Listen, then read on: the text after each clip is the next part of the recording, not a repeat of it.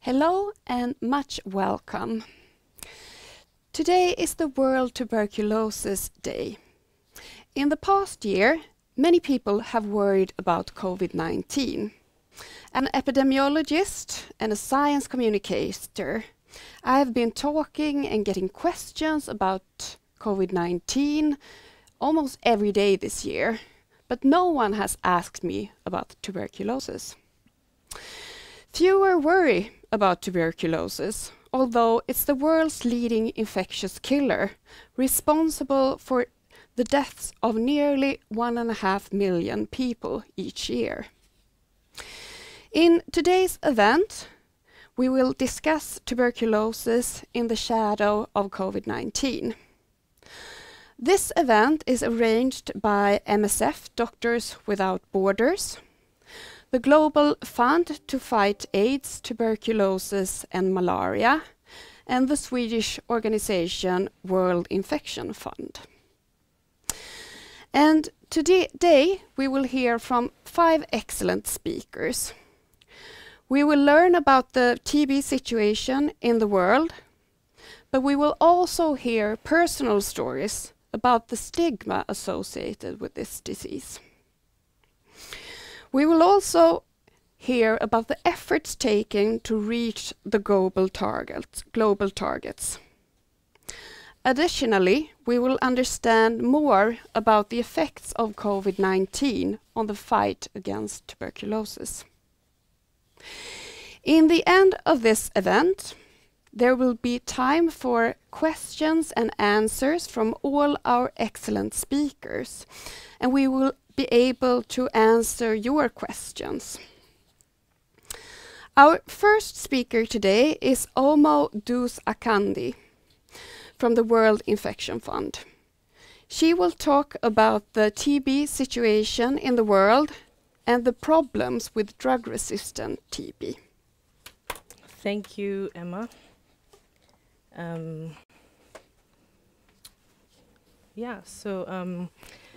By way of introduction, I would just say that the theme for World TB Day in this year is the clock is ticking.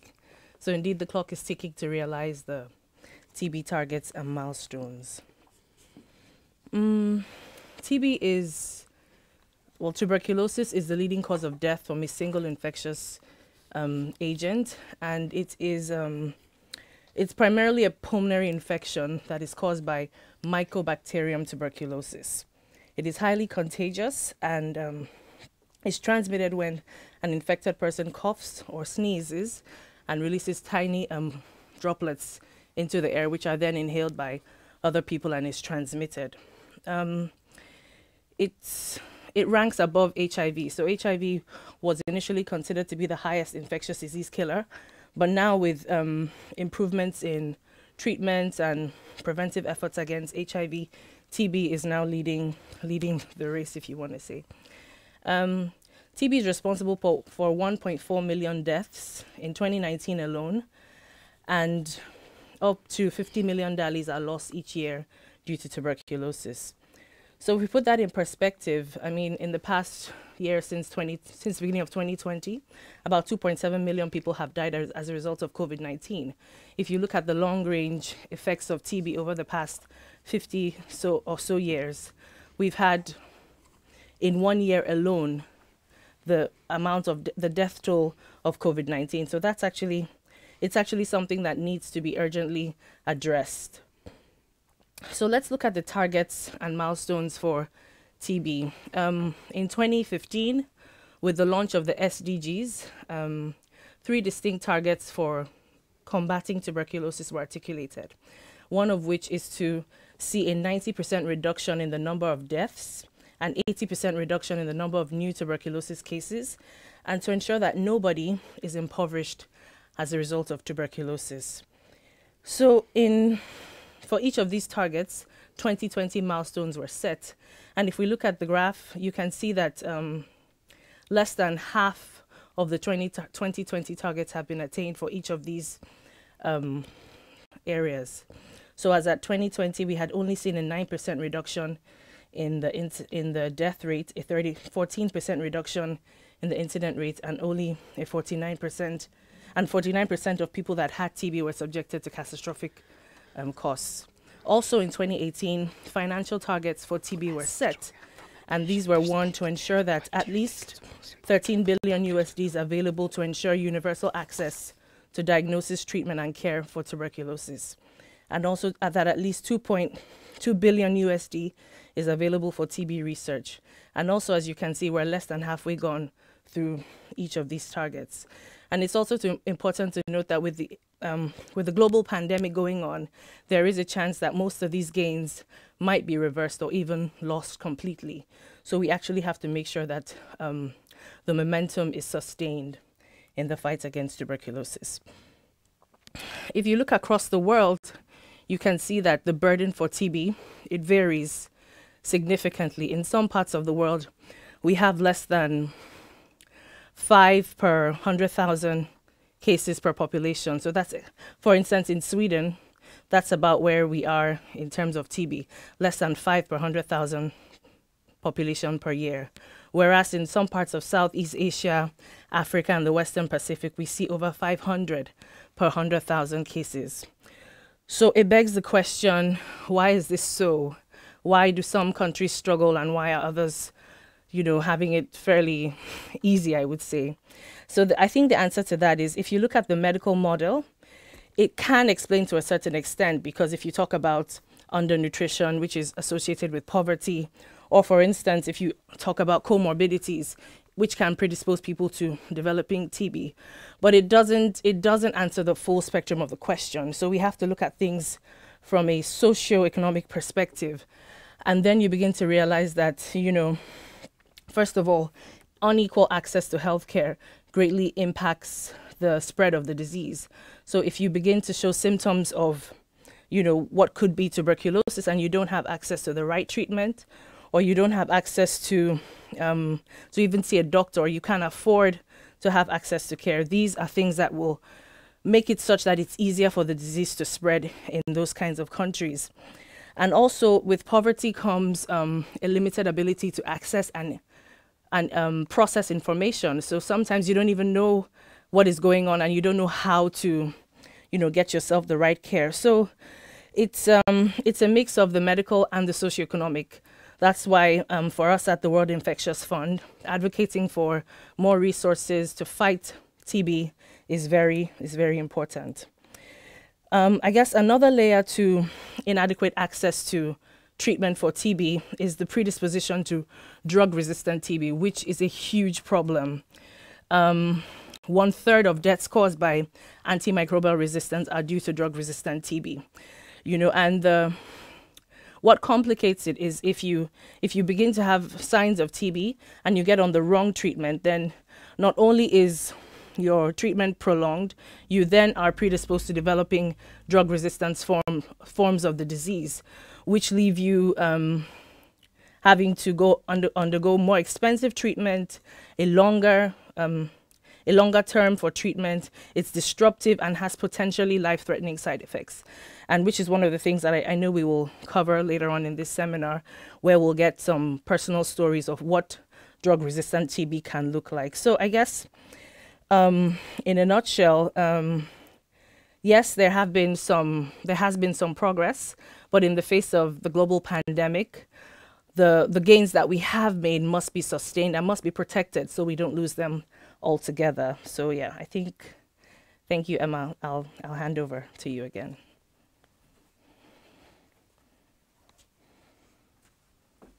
Thank you, Omo. Sure. What do you consider to be the main research challenges in the field of tuberculosis? Yeah, so that's a good question. And like I said, with TB, it's not just the therapeutic that's important. It's not just the medical aspects of the disease. They're also the socioeconomic aspects of the disease. So when we talk about research challenges, there's a full spectrum that we have to go through. So first of all, in being able to detect who is likely to have TB. There are certain challenges there with point of care diagnostics. And beyond that, not just having the right point of care diagnostics, but also to a large extent, it will be helpful if you can predict who among the 1 in 4 people that have latent TB will develop active TB. So there's that, and there's also the need for shorter course treatments. The average treatment length for drug-sensitive TB is about 6 months. Then if you talk about drug-resistant TB, you're thinking about a much longer term with much toxic side effects. So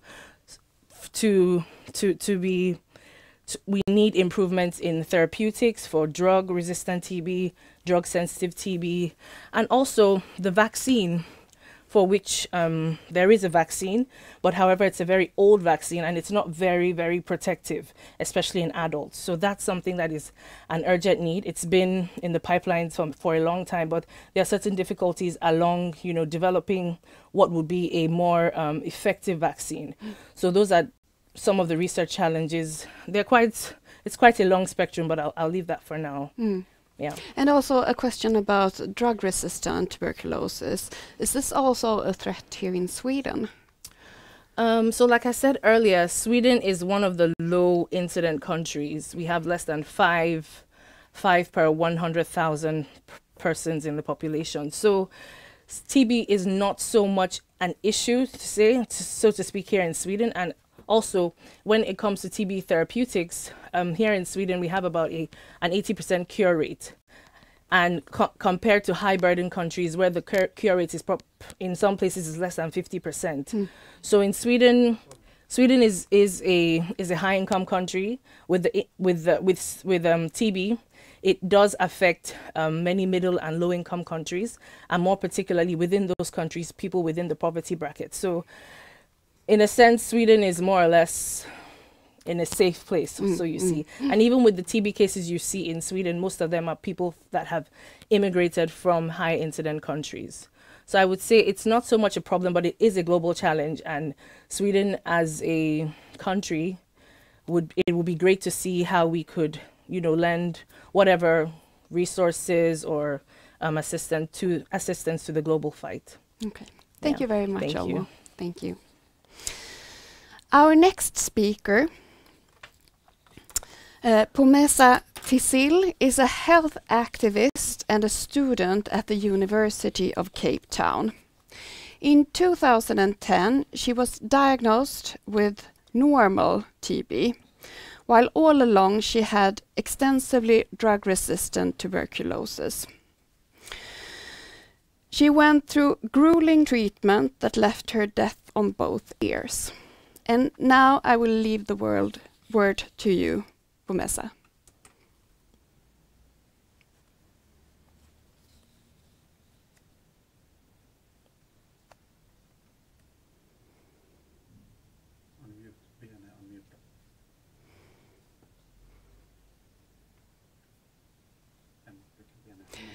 Pomesa, could you please unmute your microphone? Wow. Do I have to restart again? Now we can hear you. Thank you so much. Okay. Thank you. I am Pomesa Tisil, an XR TB survivor from TB Proof in South Africa. My diagnosis was delayed because at the time we did not have the Gen Expert machine that tests for TB in hours, meaning I had to wait for 3 weeks. The initial first testing did not show any signs of TB, causing confusion as to what was wrong with me. I did not have the obvious TB symptoms that I was asked repeatedly by the nursing staff because I was not coughing, nor was I sweating at night. I was diagnosed through a chest X-ray after weeks of going in and out of the clinic. I took the first-line TB drugs as prescribed, but I was not getting better. I had to test again, and this time I was told I have multi-drug-resistant TB and that I needed to be hospitalized. I just remember being given about 20 tablets with an injection.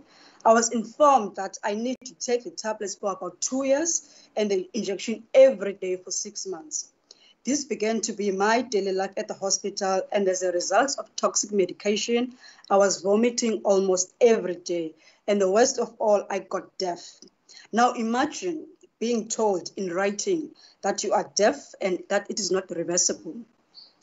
After deafness, I was told then that I had pre-extensively drug-resistant TB. I was examined at the new ward, only to be made aware that there's something unusual in my lungs. They assumed it might be cancer, maybe. I was glad that it was not cancer. It was just a liquid that was building up that needed to be drained. While they were busy doing that, they broke my rib and punctured my lung. I got better regardless of these major obstacles that came my way. Finally, I was discharged to go home and take my medication at the clinic. About 9 months down the line, I was told pre-XDR drugs have stopped working and that I had extensively drug-resistant TB. They said my chances of surviving were like 20%. At some point, they said I needed to talk to a priest to prepare my soul, as it was highly likely that I would die. Luckily, I was able to access high-quality care through MSF, and I was cured after 3 years and 8 months. I wanted to go back to university as I got sick on my first year. I could not because I was deaf. I came across cochlear implants, and yes, they are very expensive. I was deafened by the medication that was supposed to make my life better. It made it worse. Yet again, I was lucky to be able to hear again. Well, many patients who were victims of the injections are not. I've experienced stigma in General Hospital where people stigmatized me without them having to say a word. The symbol of TB at the time was when we were wearing the N95 mask in the hospital, in the elevators. People do not understand that I was wearing the mask now to protect them. But now, thanks to COVID-19, we normalized wearing of masks.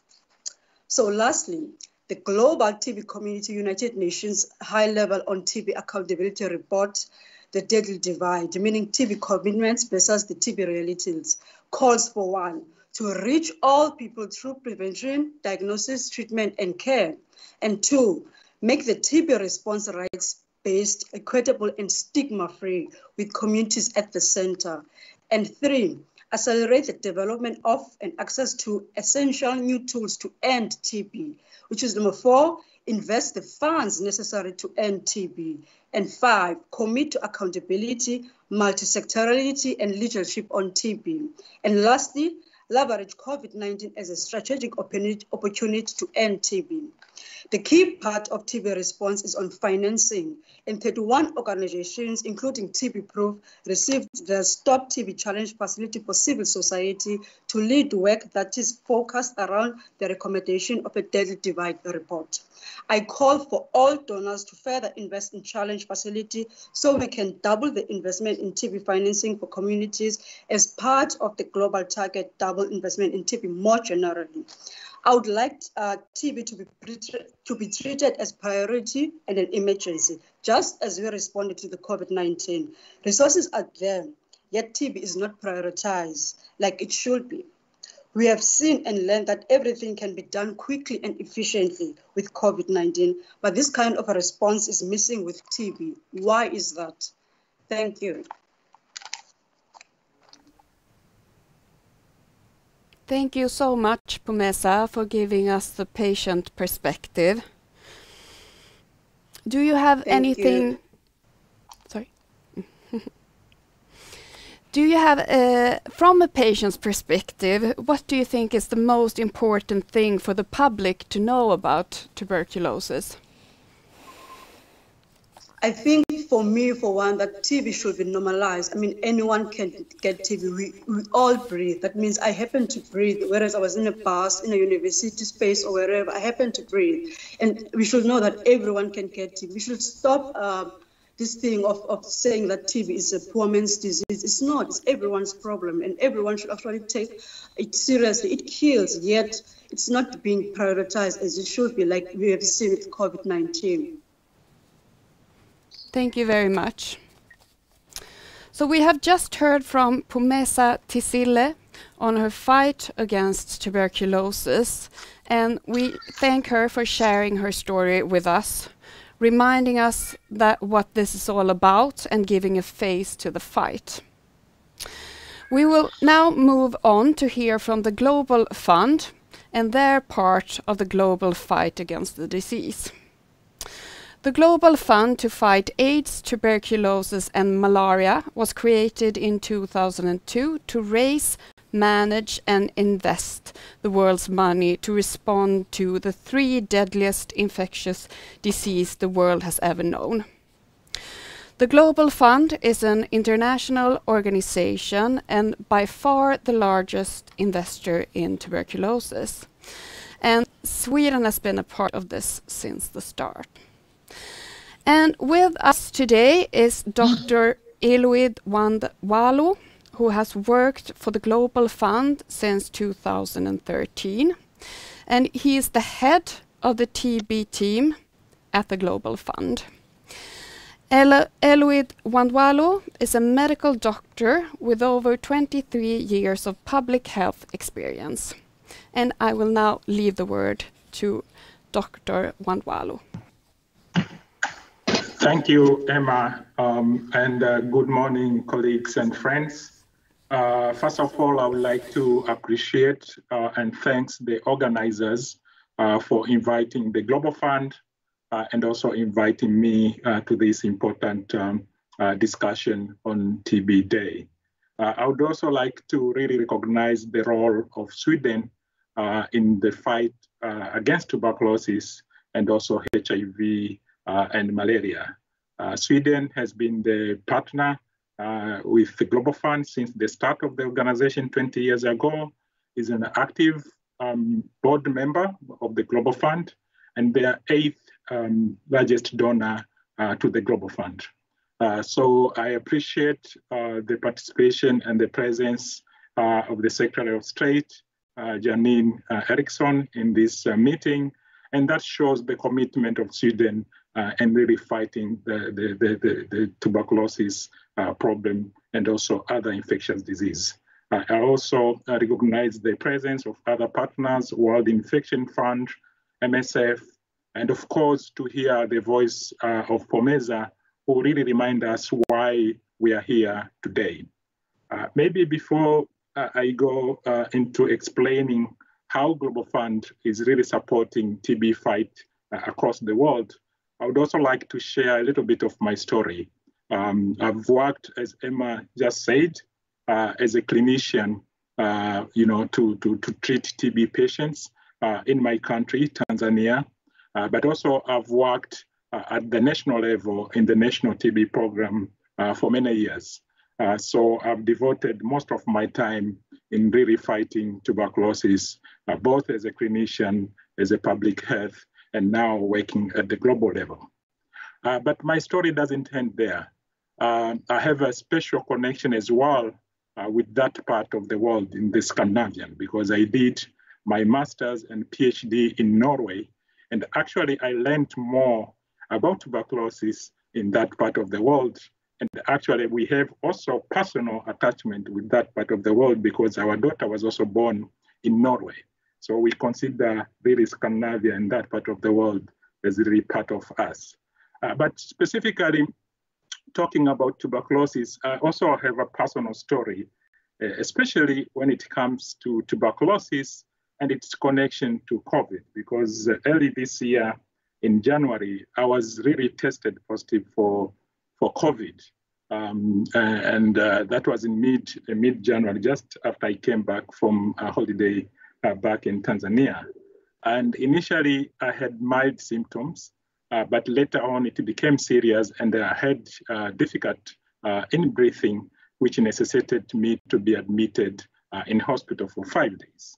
And during that time, I really had a problem with oxygen. My oxygen levels were fluctuating. And really, that brought to me the suffering which TB patients are enduring every day. Because I remember in my times when I was working as a clinician, I used to treat a lot of TB patients who had respiratory problems. They had difficulty in breathing. And we have just heard from POMEZA how difficult that could be. So for me, sitting there in the hospital, struggling for oxygen reminded me how TB patients are going through, some of them for many years, and some of them for life, because they have respiratory and lung challenges. And that brought to me the reality of this disease, and that's why we really need to fight not only TB, but also TB in the context of COVID.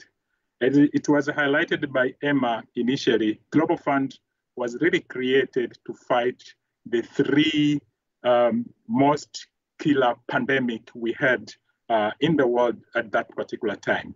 So COVID is another pandemic, and really Global Fund has been in forefront of not only fighting the three diseases, which really is our core mandate, but also to ensure that we support countries, and most of these countries are the countries we are supporting for three diseases in the low and middle income, really to respond very quickly to the COVID pandemic, but to ensure that we mitigate the negative impact of COVID on the three diseases, TB, HIV, and malaria, and to ensure that we support the health system and the community system to be able to respond for the three diseases as well as COVID.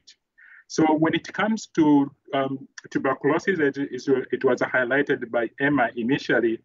Global Fund is the largest international funder for TB in the world, providing more than 2/3 of all funding for tuberculosis. Of course, majority of funding for tuberculosis comes from domestic funding, but when it comes to international funding, we are the largest funder. Overall, since Global Fund was created, we have already disbursed more than 7.5 billion across the world to support countries in building their community system, producing a diagnostic facility, and also outreach programs, community programs, in order to combat the threat of tuberculosis. And we have made a lot of progress with that. Data shows that in the countries where Global Fund has invested this funding, we have seen a dramatic reduction of mortality and also really making a lot of progress in terms of getting TB patients and putting them in treatment. And in the next 3 years, thankful to a very successful replenishment, which really Sweden stepped up and really increased their funding to the Global Fund by 50%, will be providing more funding to countries in order to combat tuberculosis and reach the global targets. Of course, everyone can get tuberculosis, as it was highlighted by Pumeza earlier on. But we also see that TB really affects people, certain people in many countries, and most of these people, they are in a vulnerable and key population. And Global Fund has recognized that, and we have put measures and plans to ensure that we not only support countries to be able to respond to the TB epidemic, but also to target our investment in communities, especially people who are more vulnerable. We know, for example, almost 2/3 of people who have tuberculosis, they are men, especially pulmonary tuberculosis. But we also know that women have more extrapulmonary tuberculosis, which most often is not well recognized. So when we work with countries, we ensure that we don't only ensure that they respond to the disease, but also they target vulnerable population and people who are not normally diagnosed with the tuberculosis. So if you look at the Global Fund strategy, equity is at the core of our strategy. And one of the strategy we have is really to promote and protect human rights and the gender equity, and ensuring that countries are not only responding to the epidemic, but they ensure that their response is right-based and it has equity at the core of it. In the next funding cycle, we'll be providing more funding, not only to target the overall response to tuberculosis, but also to be able to find people who are missing from treatment. Before COVID, there were about 3 million people who were missing from treatment, but data which was released this week by WHO shows that in 2020, we had 1.4 fewer TB patients compared to 2019. That means people who are missing from treatment have increased from 3 million to 4.4. And that's a lot of patients, because as we know, one person with tuberculosis, if left untreated, can infect up to 15 people per year. So that means for the 4.4 million people who are going missing with treatment, they will infect so many people. And this really will reset all the progress we had in tuberculosis for many years. Data from Stop TB partnership, which were released also last week, showed that the 12-month pandemic with COVID has reset TB, fight against TB by almost 12 years. And this is a big, big gap in terms of our response to tuberculosis. Now, I'll speak a little bit about what do we do to support countries to really fight tuberculosis in the context of COVID. And COVID has really substantially and disproportionately affected TB programs in many countries. As I said before, data released by WHO has shown that we have 1.4 million less TB patients in 2020 compared to 2019. And our own data from Global Fund have shown that there's a reduction of about 27% in the reported TB cases in 2020 compared to 2029, and also even more for drug-resistant tuberculosis. And the reason why TB is really disproportionately affected by COVID compared to, say, other disease is because of the similarity and overlap of the symptoms, which TB and COVID share. Both are respiratory infection, but also we have seen a lot of stigma, really, because of the symptoms, which are really similar. Even now, even here in Geneva, when you cough and sneeze and you are in the bus, everyone will really try to get away from you.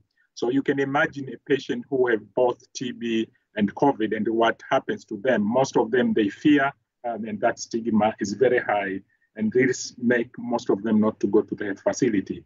But the other issue is that the similarity of the approaches and the interventions which are used to fight tuberculosis, they are more or less similar to the approaches which are used for COVID. For example, when it comes to diagnostic, the most important tool for diagnosis for TB, which is a molecular technology, GeneXpert, is also used in COVID. When it comes to contact investigation, is the same approach which is used in COVID. But also, if you look at the most of the resources which are used in tuberculosis, they are also used in COVID. And that made, for example, a lot of resources which were to support TB were diverted in the early part of the COVID to COVID fight. And this includes also staff, because most of the TB staff, they are also respiratory infection experts. They are more infection control experts. So most of them were taken into COVID fight. And that denied tuberculosis of key staff and really disrupted TB services in many countries. So we have seen really the impact of COVID on tuberculosis to be very, very severe. So Global Fund recognized that very early into the epidemic, and in early part of this epidemic in March and April, we made available up to 1 billion to the country, really to support them to respond to the COVID epidemic and to ensure that they put mitigation measures against tuberculosis, HIV, and malaria. And really, this investment were key to support countries to mitigate the impact of TB in many of these countries. It would have been worse without this support, but this support was really critical to many countries to be able to do that. We are still working with the country to support them.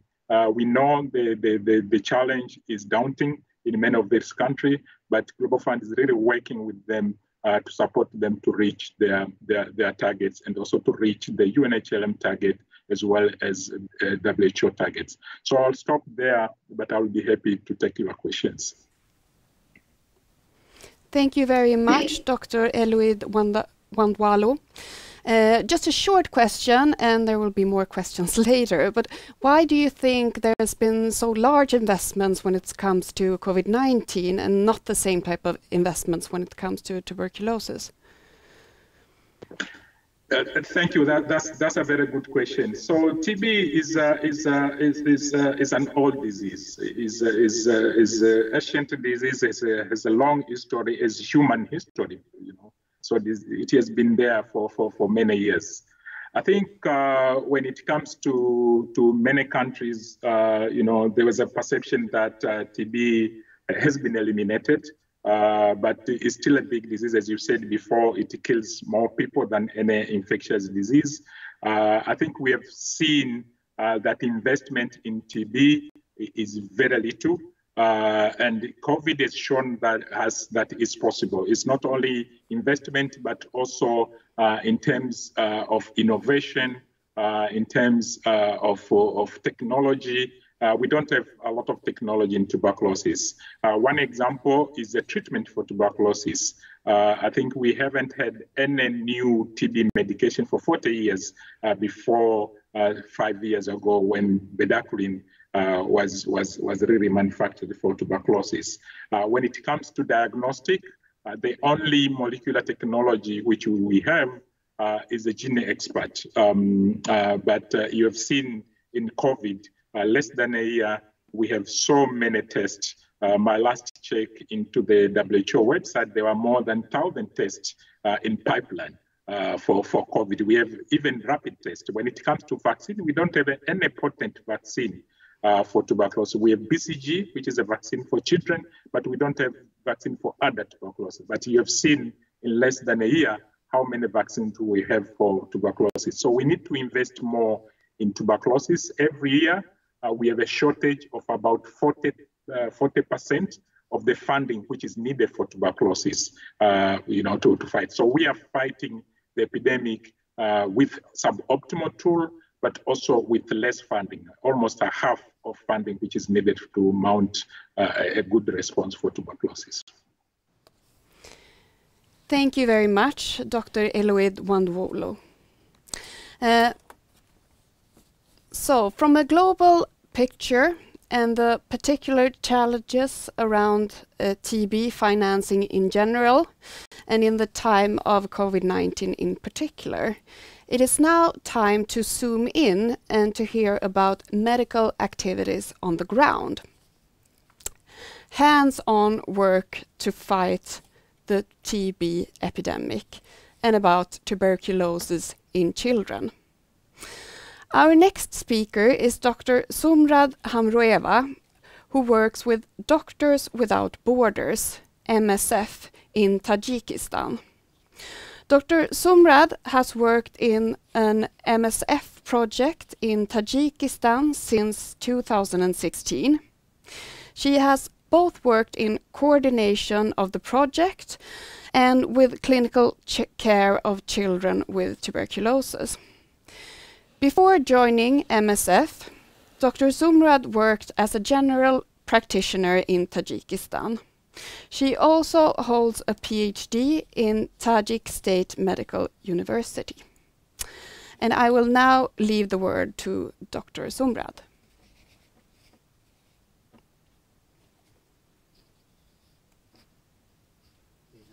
Maybe you should unmute your microphone.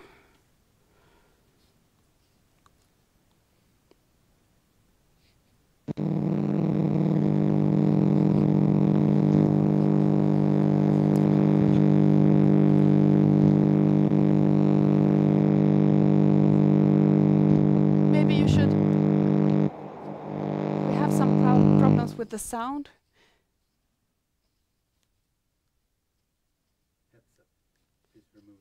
Could you remove the headset, maybe?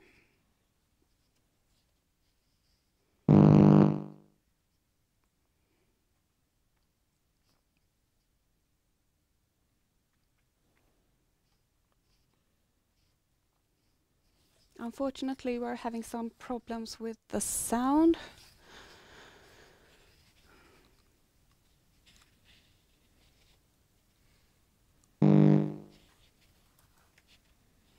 We are still not able to hear you.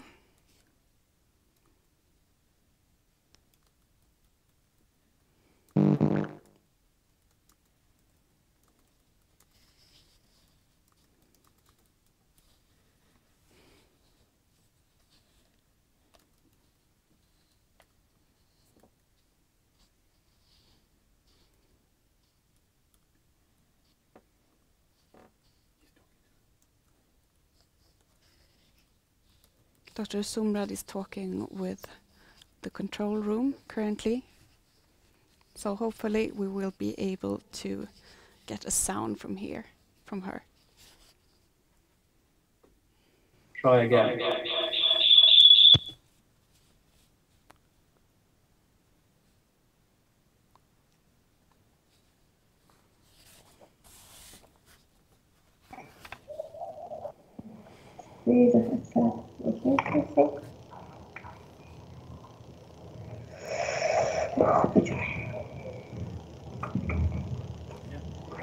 So now we have a sound.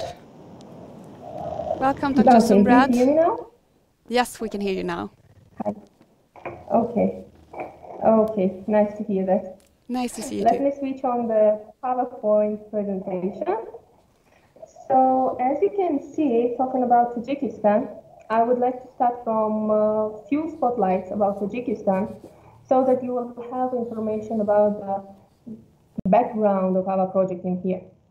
Tajikistan is the smallest country in Central Asia, and it is sharing post-Soviet Union history with bordering countries. And Tajikistan is bordering with Afghanistan, China, Kyrgyzstan, and Uzbekistan. Tajikistan has quite challenging geographical location because 93% of the lands are highlands, and they are about 3,000 meters above the sea level. As a result, most of the population is living in the lower lands and with higher density. So what do you remember about Tajikistan now? What do you know about Tajikistan? It is the smallest in Central Asia, it is the highest in Central Asia, and it is the youngest with population. The population of Tajikistan is quite young. More than half of the population is below 14 years old, and only about 6% of the population is above 65 years old. This information is really important, and we will need it a little bit later during the presentation. So talking about TB burden in Tajikistan, on this slide you can see that number of incidents of TB in Tajikistan is a little bit lower than in neighboring countries. But we are in the list of high MDR TB burden countries. Annually, we are registering more than 700 TB incidents, DR incidents, drug-resistant forms, and the numbers have the tendency to increase. What to talk about the TB in Tajikistan, and knowing that the population of Tajikistan is quite young, we need to say that previous to the first decade of 21st century, pediatric TB in Tajikistan was quite neglected because it is really challenging and it is really difficult to prove that the child has TB. So since 2011, NSF is working in close collaboration with the Ministry of Health and Social Protection Occupation. And during this period of time, we have implemented many really interesting and important activities. In 2013, the first diagnostic with the usage of sputum induction, the first diagnosis of TB in children with using of sputum induction was done. Later in 2015, GeneXpert machine was introduced for the first time in the country, and new medications were introduced into the country. MSF was the one that received license on the national level for the usage of bedaquiline, and a year later for the usage of delamide. Limizumab and clofazimine were the same issue.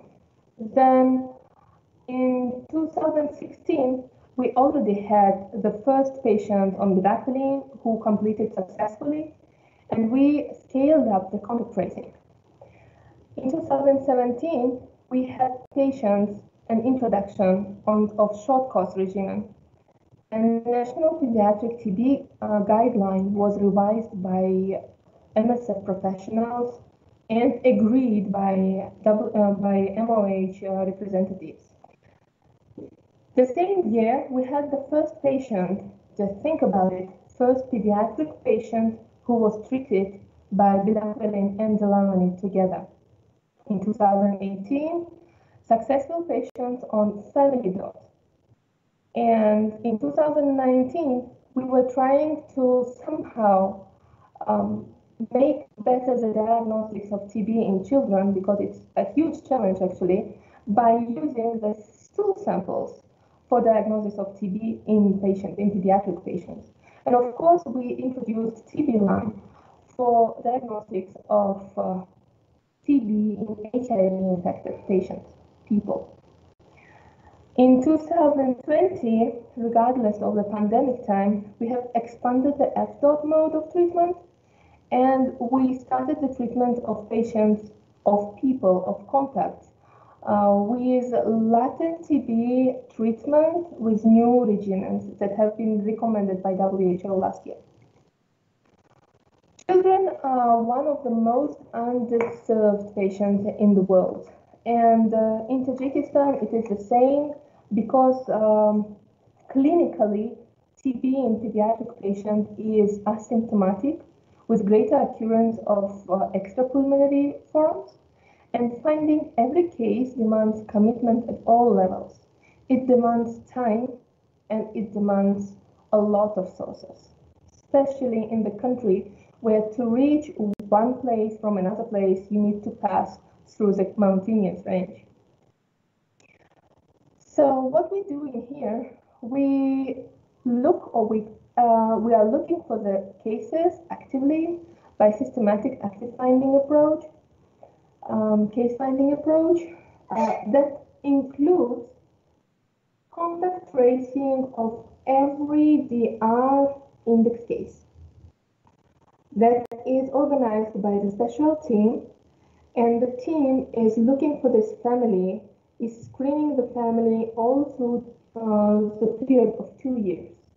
This approach helps us to find out more than half of the patients that we have.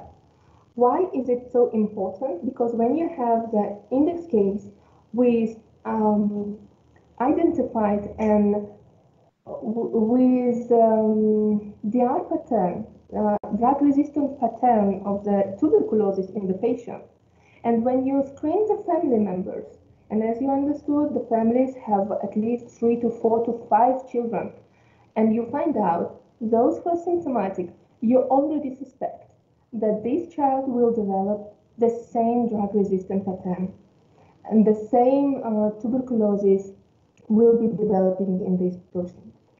So we are looking for the family for 2 years, and it gives a lot of results, great results actually.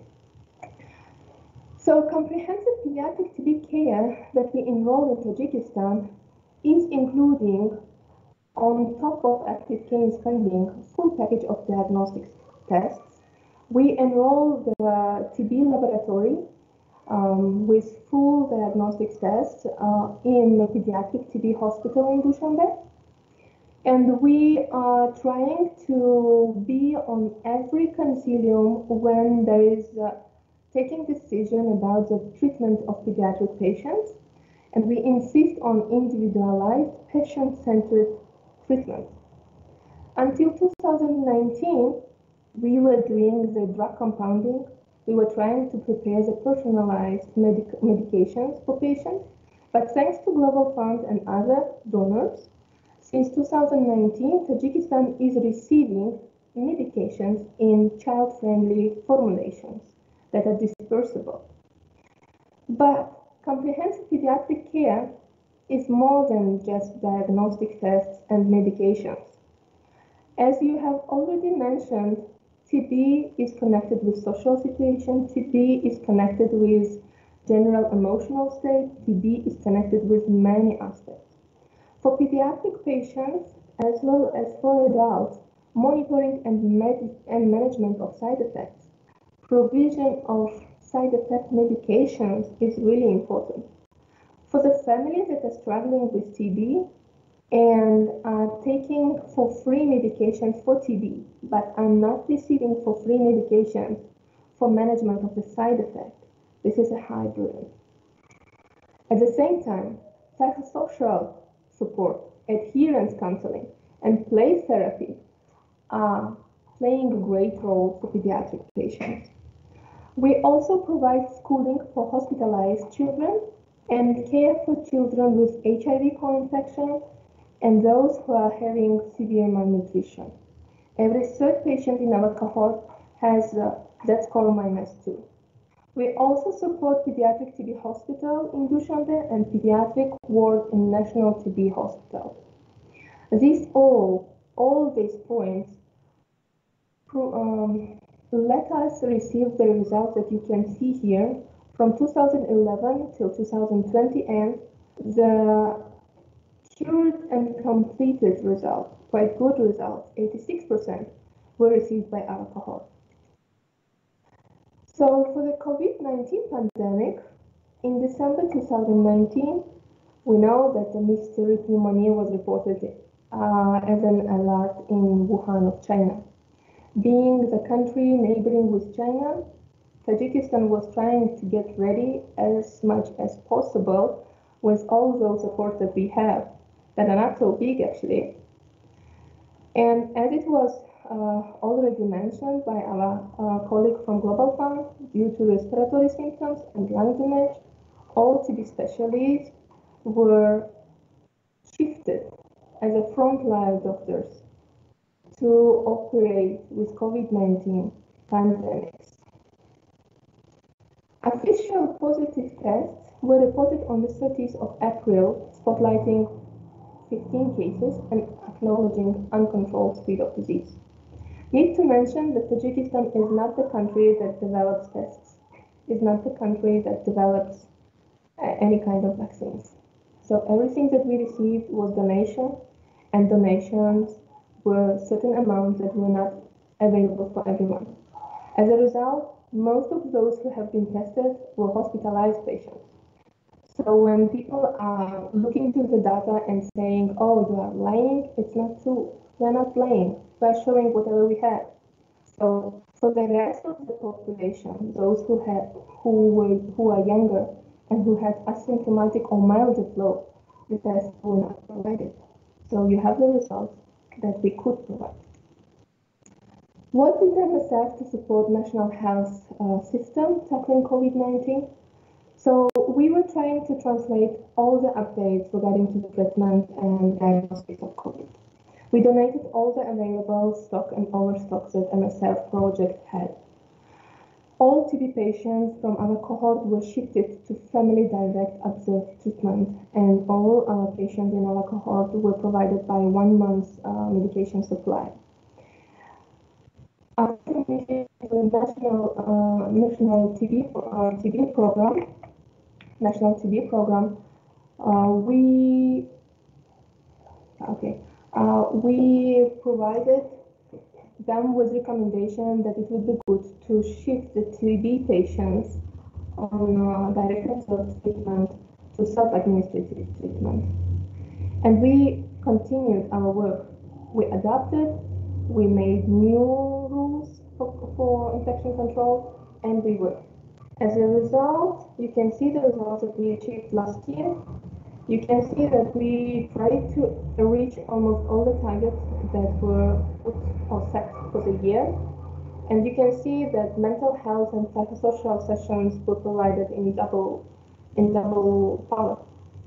It is really important to say that the national health system doesn't have the mental health support. And I don't know about the other countries, but into my humble opinion, most of the developing countries do not have it in that system.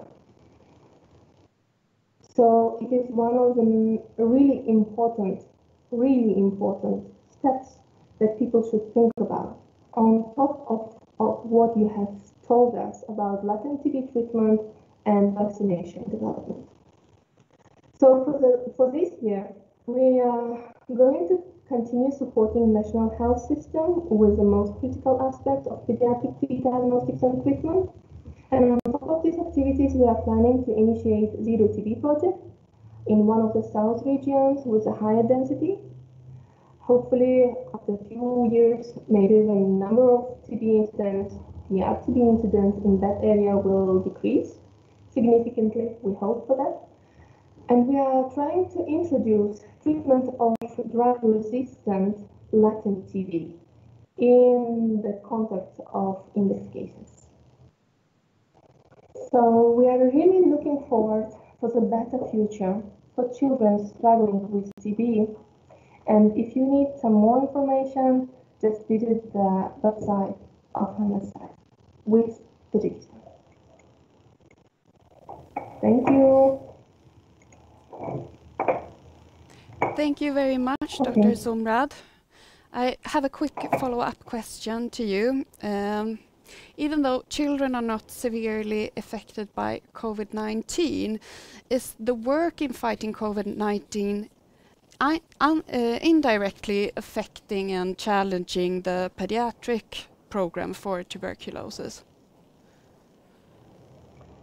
Thank you very much, Emma. As I mentioned, as our colleague was mentioning from Global Fund, it has affected the TB program in total, and it has affected the pediatric program also, because just think about it, all the doctors were shifted to work with COVID patients, TB doctors as well, and they were on the front line. It is the first thing. The second thing is that children were locked at homes with their index cases, with those people who have TB and who could have the smear positive TB. So I think that more children got infected. We will see quite soon. The other thing and other tendencies that we have seen is about this latent TB, when the patient has infection, is infected, but doesn't have the disease itself. We have seen several cases when COVID made the environment well or good in the lungs of the patient, so the TB is growing fast. And usually, if TB infection is quite long-going infection, and usually we see the pictures in several years. During the COVID time, we were seeing the blossom of TB infection on the lungs in few months. Thank you very much. And now it's time for our final speaker today. It is Janine Alm Eriksson. She is the State Secretary to the Minister for International Development and Cooperation. And she will speak today about Sweden's role in the fight against tuberculosis. And I will now leave the word to Janine. Welcome. Thank you, Emma, and thank you also so much to the previous speakers that has given us a picture of a broad picture of what has to be done and what the situation looks like. And of course, it's a serious and grave situation, and it has not improved by COVID, and which is of course also very bad. And I think the speakers has given us a good picture of the way that we have to look at this mutual problem too, that all from the highest, the broad picture that you gave in the beginning as an introduction, and then what the Global Fund is doing, and down to what is done at a patient level. And of course, the witness from Promesa on how it is to live with this disease and being affected so personally of it was of course very strong. And so, but I'm here to give a small glimpse of what Sweden is doing to fight tuberculosis and our part in that. And Sweden has had a successful national fight against tuberculosis. And that is a result of many achievements, such as poverty reduction, equal rights, political, social, and economic reforms, including improved hygiene and living standards, social protection systems, and publicly financed health systems. And these principles that we have learned from our own experience is also underlining and underpins Sweden's international development cooperation. Because a successful fight against tuberculosis requires a cross-sectoral approach, addressing several of the goals of the Sustainable Development Goals in the agenda. And globally, we have failed to include the poorest, marginalized people living with the stigma of TB. The COVID pandemic seriously challenges governments and global institutions to find new solutions in order to leaving no one behind. And hopefully we can learn from the mistakes in the fight against TB when we now are challenged with the COVID-19 pandemic and not repeat the same failures. And of course, also the other way around. What we now learn from the COVID pandemic has to be used to combat also TB. Sweden has been deeply engaged in the COVID-19 response in the past year, and we are extremely concerned also about the backlash in progress against tuberculosis and other infectious diseases, such as HIV and malaria, but also its broader effects on non-communicable diseases, mental health, and sexual and reproductive health and rights, gender equality, human rights, and opportunity for development. To address TB more specifically, we see that research and development to improve availability of effective drugs against multi-resistant TB is of essence. Sweden contributes to research linked to TB specifically through WHO's special program for research and training in tropical diseases. Equally important is to develop systems, institutions, and capacity for research, which we also do through global, regional, and national programs in partner countries, and also through the EU.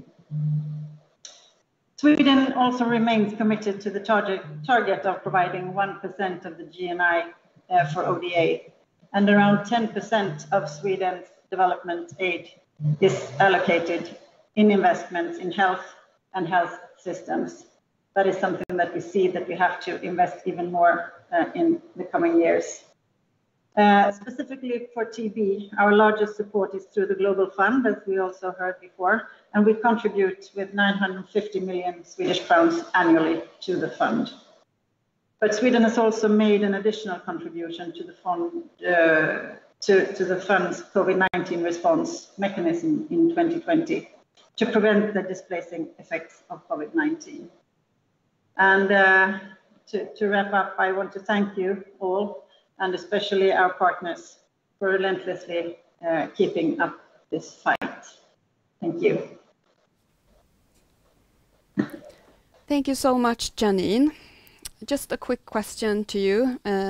Does Sweden perceive the TB epidemic as a threat, or are Sweden's action purely humanitarian?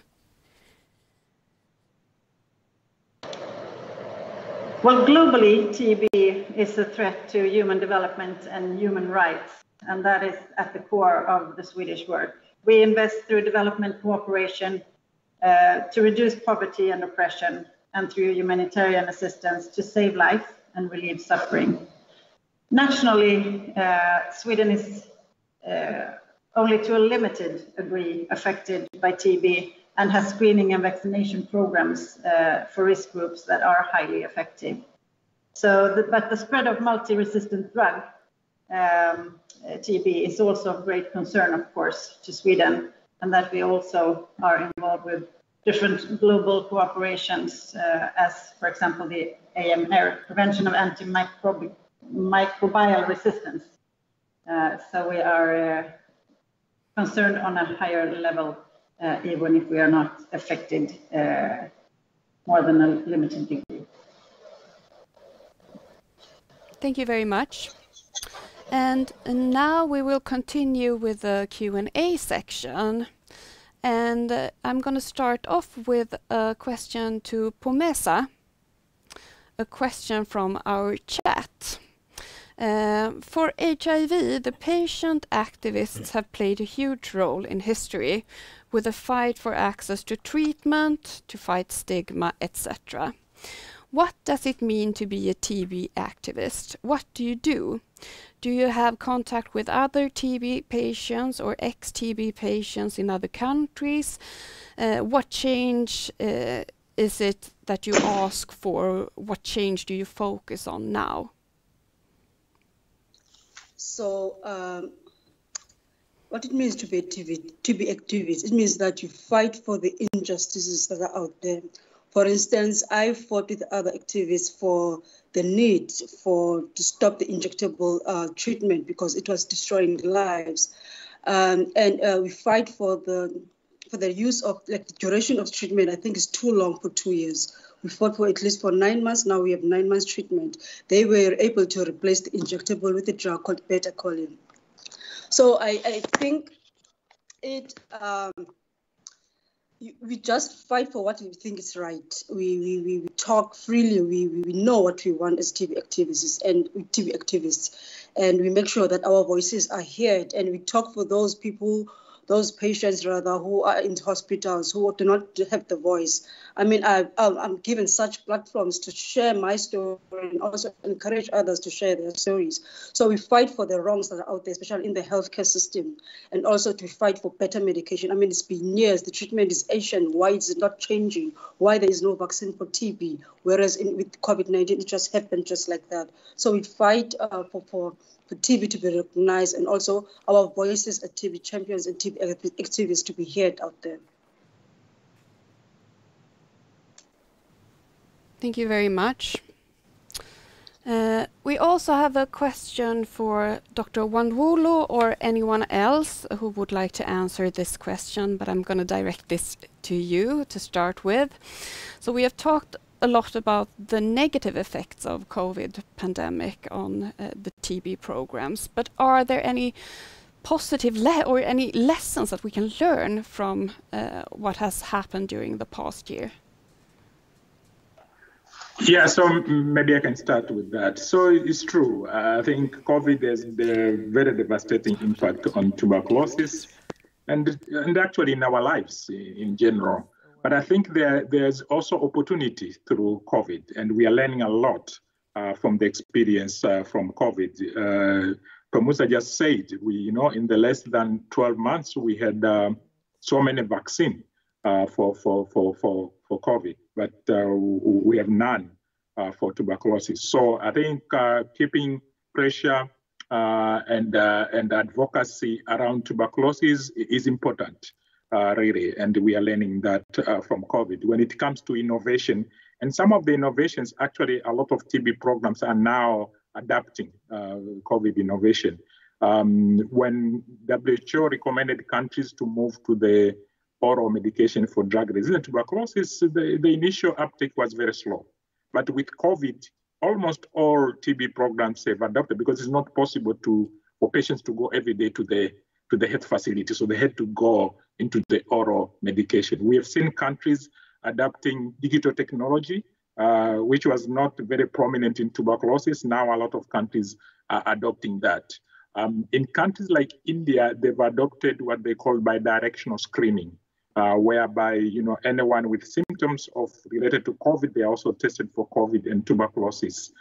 So that we are seeing countries are taking advantage of COVID to also really accelerate the fight in tuberculosis. Funding is one area where we really need to make sure that we have enough funding for tuberculosis, and also innovation, diagnostic, etc. So I think COVID is teaching a lot in tuberculosis. We can learn a lot, but we believe also COVID learned a lot from tuberculosis, especially the early response, where they used a lot of resources from tuberculosis, including staff. Thank you very much. Omo, would you like to comment on this as well? Just to say that with COVID-19, I think that's one thing that has helped everyone recognize their vulnerability. So it really has taken away the excuses. Like Pumesa said, wearing masks has normalized the stigma that she faced as a TB patient wearing a mask. So I think one of the greatest positives with COVID-19 is that we recognize how vulnerable we all are to infectious diseases. And it's a good backdrop or background to increase resources to other areas such as TB, HIV, and malaria. And lastly, just to say, it just shows how much can be done and really just takes away every excuse to say, okay, we can't do this or we can't raise the resources. With COVID-19, we've seen that we actually can. And I think that's a positive. Yeah. Dr. Sumrad, from being out on the field perspective, have you learned any lessons from the work with the COVID-19?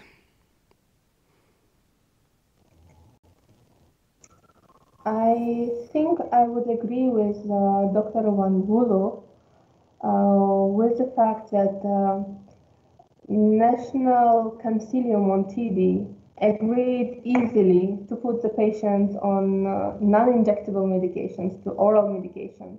And this was one of the positive sides. Another positive side was that more power and more responsibility was given to the patient himself or herself.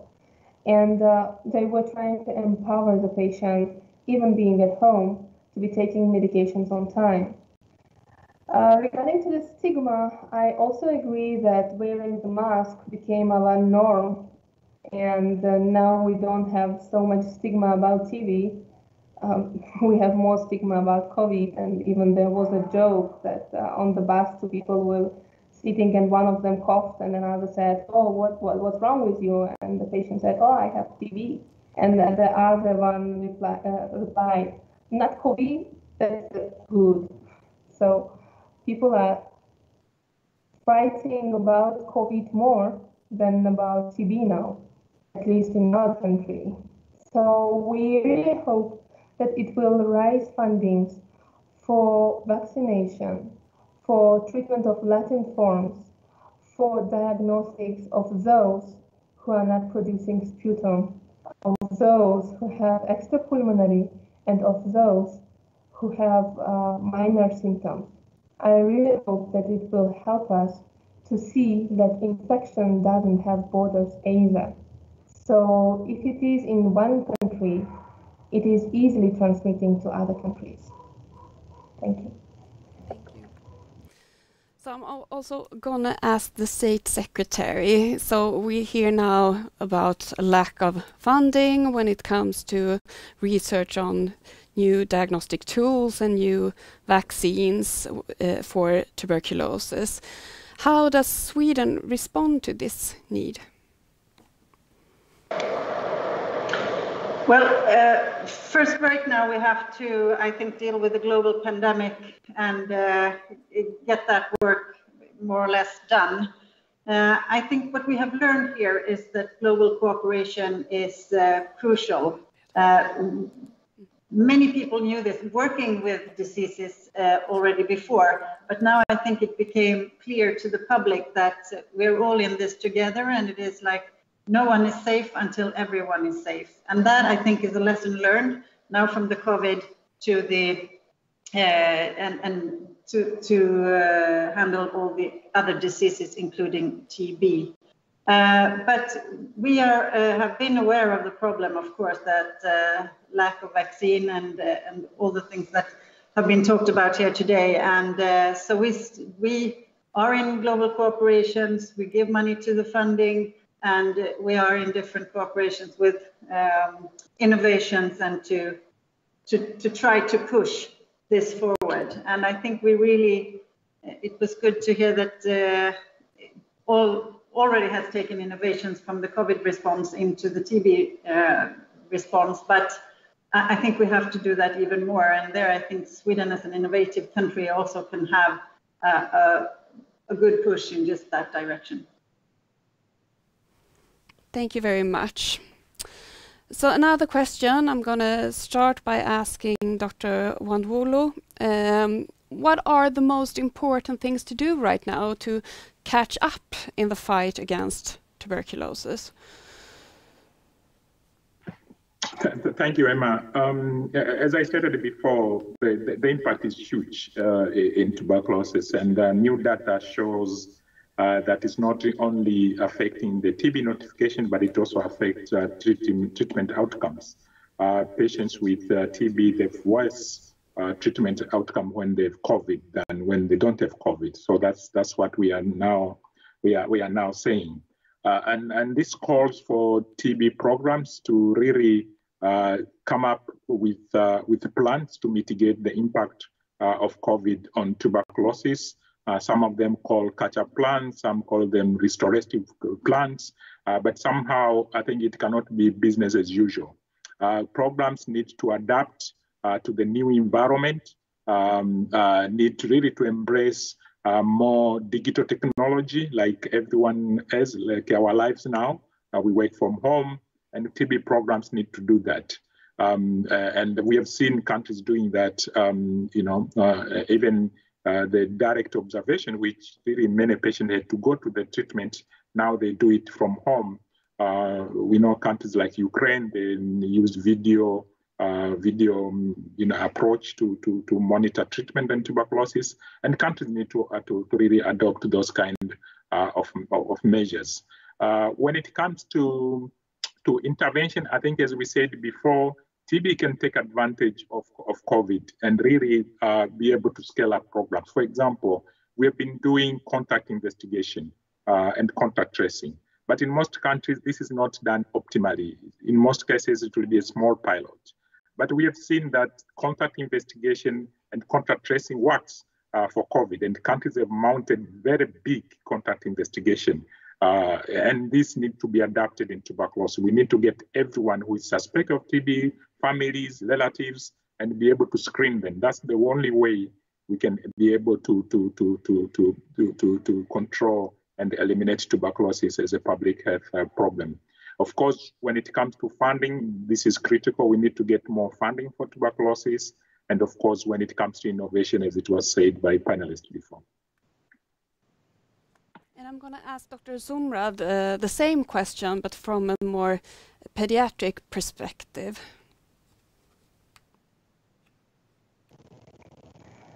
Okay, from pediatric perspective, as I mentioned before, it's really important to develop tools for diagnostics of TB in children. It is really important to have something that we can use to say that, yes, for sure, this patient, this child is infected, because almost none of the existing tools are child-friendly. So for GeneXpert, we need to take the sputum by sputum induction. It is the friendliest one, but it is not showing the high positivity rate, because most of the children have extrapulmonary TB. So TB of lymph nodes, of thoracic lymph nodes. How can you take the sample from there? The Igra test, the quantiferon test, one really good innovation that has high sensitivity and shows that, yes, the patient is infected or not infected, is not applicable to the small children, because you need to take 4 milliliters of blood, and it is really invasive procedure. It's really difficult to do it on the ground, especially if you are not close to the laboratory. Anything else that we are trying to implement for now, like stool samples for GeneXpert machine to see whether it will show the TB or not, the results are not so high as we expected. So we really need to develop something for children, for diagnostics of TB in children. We really need to develop something for vaccination of children. On top of what we have only BCG that provides 60% of protection, and this protection is not so huge. Even in Tajikistan, every child is vaccinated on the maternity ward on the 3rd day after the birth. We still have pediatric TB cases, and we still have complicated cases. So this is the first step for pediatric patients. The second important step is latent TB treatment. Okay, you have the adult one with smear positivity. You have the person who is providing and spreading infection around. Then you need to ensure that people around will receive this latent TB treatment. And this treatment should be child-friendly also. We don't have it for drug-resistant TB forms. So these two are really important. Global Fund with partners have done a great job when they provided child-friendly medications.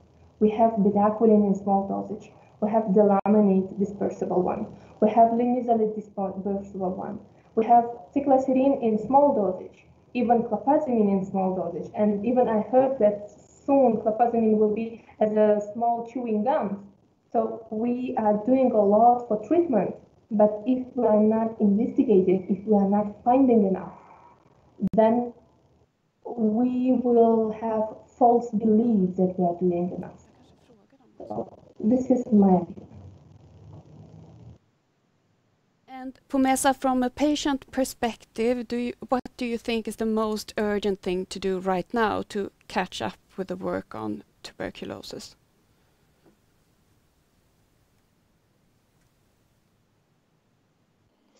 Now, the most urgent thing will be to fund those NGOs in our communities, which means, I think, funding for better tools people should be able to use out there. So I would say funding.